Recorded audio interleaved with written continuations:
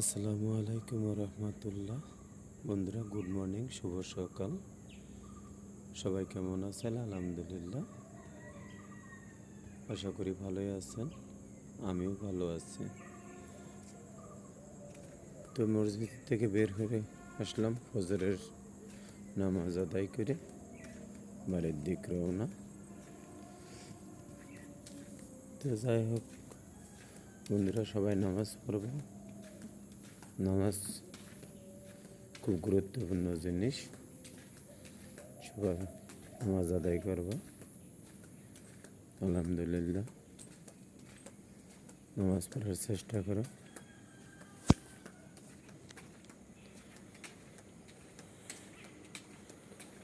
ঘুমানোর দরকার নেই,